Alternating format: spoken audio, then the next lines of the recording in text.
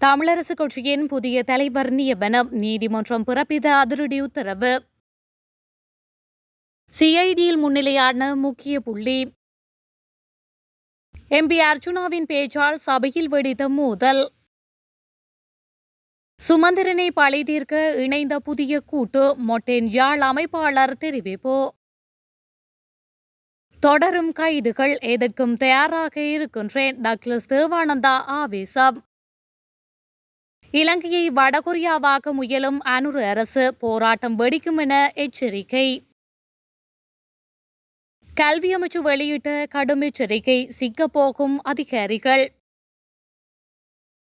கடற்தொழிலாளர் மீது துப்பாக்கிச்சூடு, கடற்படையினருக்கு சந்திரசேகர் பணிப்புரை.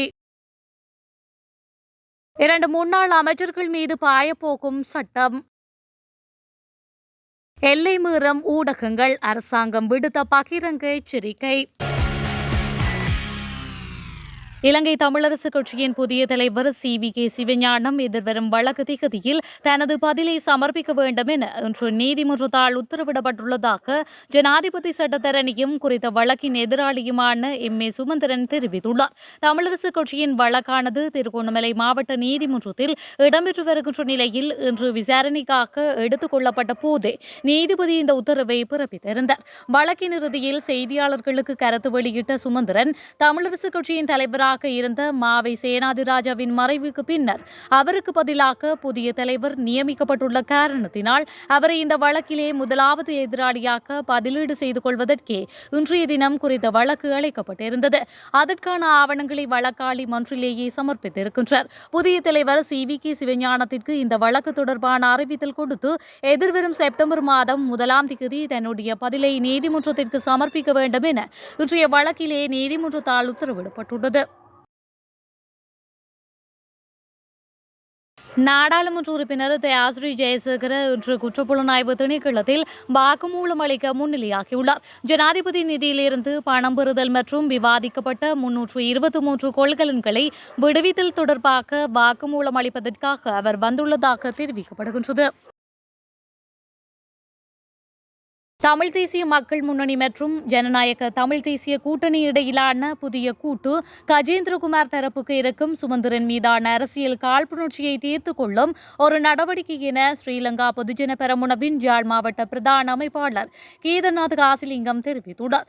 வடக்கில் தமிழ் தேசிய கட்சிகளுக்கு மக்கள் வழங்கிய ஆணைக்கு கஜேந்திரகுமார் தரப்பு சுயநல அரசியல் லாபங்களை மட்டுமே மையப்படுத்தி சுமந்திரன் எதிர்ப்பு அரசியலாக மாற்றுவது தமிழ் மக்கள் வழங்கிய ஆணைக்கான பாரிய துரோகம் என மேலும் சுட்டிக்காட்டியுள்ளார். தமிழ் தேசிய மக்கள் முன்னணி, ஜனநாயக தமிழ் தேசிய கூட்டணி இடையிலான புதிய கூட்டு குறித்து வெளியிட்டுள்ள செய்தி குறிப்பிலேயே அவர் இவ்வாறு குறிப்பிட்டுள்ளார். அதில் மேலும் குறிப்பிடப்பட்டுள்ளதாவது, 2025ஆம் ஆண்டின் உள்ளூராட்சி சபை தேர்தல் அதற்கு முன்னரான 2 தேர்தல்களின் மூலம் கற்றுக்கொண்ட பாடங்களின் வெளிப்பாடாக அமைந்ததுடன் மக்கள் தமது மேலான ஆணையை தமிழ் தேசிய கட்சிகளுக்கு வழங்கியிருந்தனர். மக்கள் வழங்கிய ஆணையின் அடிப்படையில் மக்களுக்கான சேவையினை செய்வதற்கு பதிலாக வாக்குகளை பெற்றுக்கொண்ட கட்சிகள் தனிப்பட்ட அரசியல் பகையை மட்டும் பிரதானப்படுத்தி செயல்படுவது தமிழ் மக்கள் வழங்கிய ஆணைக்கான பாரிய துரோகம் என்று அவர் மேலும் தெரிவித்துள்ளார். நாடாளுமன்ற உறுப்பினர் அர்ச்சுனா ராமநாதன் மற்றும் ஆளும் கட்சி அமைச்சர் வசந்த சமரசிங்கவுக்கு இடையில் பெரும் வாக்குவாதம் ஒன்று இடம்பெற்றது. அதன்போது அரசாங்கத்தில் உள்ள அமைச்சர் ஒருவர் உரித்து ஒன்றில் அனுராதபுரத்தில் 500 லட்சம் பெறுமதியான வீடொன்றை 50 லட்சத்திற்கு எழுதியுள்ளதாக நாடாளுமன்ற உறுப்பினர் அர்ச்சுனா குற்றம் சாட்டியுள்ளார். அத்தோடு குறித்த வீட்டிற்கு அமைச்சர் வசந்த சமரசிங்க தினமும் முகம் கழுவுவதற்கு மாத்திரம் வந்து செல்வதாகவும் அவர் தெரிவித்துள்ளார். இந்த விடயத்தை நாடாளுமன்றத்தில் கூறியதற்காக தன் மீது தாக்குதல் நடத்தக்கூடும், ஆனால் தான் அதற்கு அஞ்ச மாட்டேன் என்றும் அர்ச்சுனா குறிப்பிட்டுள்ளார். பின்னர் அர்ச்சுனாவின் கருத்தை கேட்டு கொதித்தெழுந்த அமைச்சர் வசந்த சமரசிங்க எதற்காக வைத்தியரானோம் என்று தெரியாத ஒரு மனிதர் வைத்தியராகியுள்ளார் என தெரிவித்ததோடு அதனை நாங்கள் நாடாளுமன்றத்தில் நிரூபித்து காட்டியதாகவும் தெரிவித்துள்ளார். இலங்கை மற்றும் இந்தியாவில் தான் ஜனநாயகம் சிறப்பாக உள்ளது. இந்த நிலையில் இலங்கையை வடகொரியாவாக்குவதற்கு அரசாங்கம் முற்படுகின்றது. அவ்வாறான முயற்சி எடுத்தால் அதற்கு எதிராக வீதியில் இறங்கி போராட தயார் என ஸ்ரீலங்கா பொதுஜன பெரமுன கட்சியின் செயலாளர் சாகர காரியவசம் எச்சரிக்கை விடுத்துள்ளார். மொட்டு கட்சி தலைமையகத்தில் நடைபெற்ற ஊடக சந்திப்பின் போதே அவர் இவ்வாறு எச்சரிக்கை விடுத்துள்ளார். இது தொடர்பில் அவர் மேலும் தெரிவிக்கையில், தனது இயலாமையை மூடிமறைப்பதற்காக ஊடகங்களை ஒடுக்குவதற்கு அரசாங்கம் முற்படுகின்றது. இதற்காக ஆணைக்குழு ஒன்று அமைக்கப்பட உள்ளது. நாட்டில் போரை முடிவுக்கு கொண்டு வந்த மஹிந்த ராஜபக்ஷ ஆட்சிக்கு எதிராகவும் ஊடகங்கள் செயல்பட்டன. ஆனால் மஹிந்த ஊடகங்கள் மீது கை வைக்கவில்லை. ஆட்சி அதிகாரத்தை தக்க வைக்க அவர் ஊடகங்களை ஒடுக்க முற்படவில்லை. கோட்டாபய ராஜபக்ஷ ஆட்சி காலத்தில் ஊடகங்கள் எவ்வாறு செயல்பட்டன? ஆனபோதிலும் கூட ஊடகங்களை சுதந்திரமாக செயல்பட இடம் அளித்தோம்.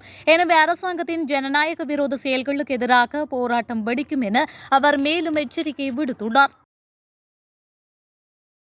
யாழ்ப்பாணத்தினை சேர்ந்த முன்னாள் அமைச்சர்கள் மற்றும் நாடாளுமன்ற உறுப்பினர்களுக்கு எதிராக விசாரணைகள் முன்னெடுக்கப்படுவதுடன் விரைவில் கைது செய்யப்படுவார்கள் என்றும் செய்திகள் வெளிவரும் நிலையில் அனைத்து சவால்களையும் எதிர்கொள்வதற்கு தயாராக இருப்பதாக டக்ளஸ் தேவானந்தா தெரிவித்துள்ளார். அத்துடன் ஈழமக்கள் ஜனநாயக கட்சியின் கொள்கையே சரியானது என்பதையும் எமது அரசியல் தீர்விற்கான அணுகுமுறையே நடைமுறை சாத்தியமானது என்பதையும் காலம் வெளிப்படுத்தி வருவதாகவும் அவர் சுட்டிக்காட்டியுள்ளார். ஈழமக்கள் ஜனநாயக கட்சி சார்பாக தெரிவு செய்யப்பட்ட உள்ளூராட்சி மன்ற உறுப்பினர்கள் உறுதியுரை எடுக்கும் நிகழ்வில் கலந்து கொண்டு கருத்து தெரிவிக்கும் போதே குறித்த விடயத்தினை தெரிவித்துள்ளார். அதாவது ஏபிடிபி கட்சியின் கொள்கையும் கட்சியினால் வலியுறுத்தப்படுகின்ற 13ஆம் திருத்த சட்டத்தினை ஆரம்பமாக கொண்ட அரசியல் தீர்வு வழிமுறையுமே சாத்தியமானது என்பதை அண்மைய அரசியல் நிலவரங்கள் வெளிப்படுத்துகின்றன. ஆளுந்தரப்பினர் நினைத்தால் விரும்பியவாறு விசாரணைகளை மேற்கொள்ளலாம். எமக்கு எதிராக அவ்வாறான நடவடிக்கைகள் முன்னெடுக்கப்படலாம். எமக்கு எதிராக அவ்வாறான நடவடிக்கைகள் முன்னெடுக்கப்படுமாயின் அவை அரசியல் நோக்கம் கொண்டவையாக இருக்குமே தவிர உண்மையாக இருக்காது. எவ்வாறாயினும் அனைத்து சவால்களையும் எதிர்கொள்வதற்கு நாம் தயாரான மனோநிலையுடன் எமது அரசியல் நிலைப்பாடுகளை மக்கள் மத்தியில் எடுத்து செல்ல வேண்டும் என்றும் அவர் மேலும் தெரிவித்துள்ளார். தவறான தகவல்களை பரப்பியதற்காக நாடாளுமன்ற உறுப்பினர் தயாஸ்ரீ ஜெயசேகர மற்றும் முன்னாள் அமைச்சர் உதய கம்பன்பில ஆகியோர் விரைவில் விசாரணைக்கு உட்படுத்தப்பட உள்ளதாகவும் இதற்காக அவர்கள் இருவரும் குற்றப்புலனாய்வு துறையால் அழைக்கப்படுவார்கள் என்றும் நீதியமைச்சர் ஹர்ஷன நாணயக்கார இன்று நாடாளுமன்றத்தில் தெரிவித்துள்ளார். வடமத்திய மாகாணத்தின் வாகன விற்பனை குறித்து நாடாளுமன்ற உறுப்பினர் தயாஸ்ரீ தவறான தகவல்களை கூறினர். பின்னர் வடமத்திய மாகாண ஆளுநர் சட்ட நடவடிக்கை எடுப்பதாக மிரட்டிய போது அவர் மன்னிப்பு கேட்டுக் கொண்டார். இது ஏற்றுக்கொள்ள முடியாது என்றும் அமைச்சர் தெரிவித்துள்ளார். எம்பியின் செயல் வாழைப்பழ குலையை திருடி அதை திருப்பிக் கொடுத்துவிட்டு உரிமையாளரிடம் நடவடிக்கை எடுக்க வேண்டாம் என்று கேட்பது போல் உள்ளது. தயாஸ்ரீ மீது நடவடிக்கை எடுக்கப்படும் என்றும் அவர் சுட்டிக்காட்டியுள்ளார். கொள்கலன்களை அகற்றுவது தொடர்பாக கம்பன்பிலவுக்கு கிடைத்த தகவல்களின் அடிப்படையில் விரைவில் சிஐடியால் அவர் அழைக்கப்படுவார் என்றும் அவர் மேலும் தெரிவித்துள்ளார்.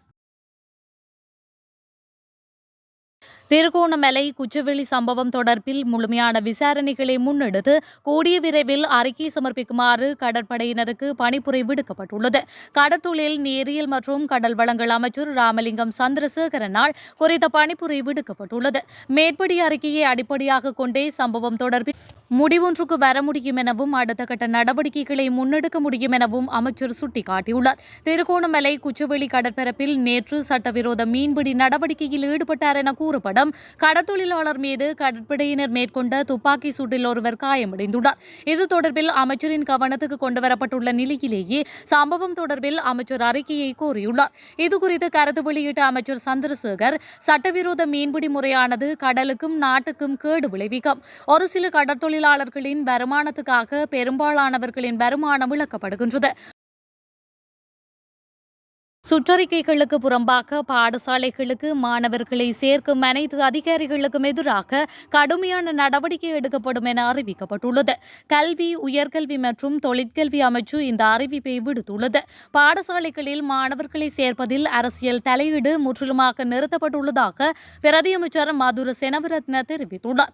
இந்த நிலையில் பாடசாலைகளில் மாணவர்களை சேர்ப்பதில் சில இடங்களில் முறைகேடுகள் நடப்பதாக முறைப்பாடுகள் வந்துள்ளதாகவும் அவர் குறிப்பிட்டுள்ளார். இதன்படி இதுபோன்ற முறைகேடுகள் ஏதேனும் இருந்தால் கல்வி அமைச்சின் புலனாய்வு பிரிவில் முறைப்பாடு அளிக்க வேண்டும் என்று பிரதி அமைச்சர் மதுர செனவிரத்ன மேலும் குறிப்பிட்டுள்ளார்.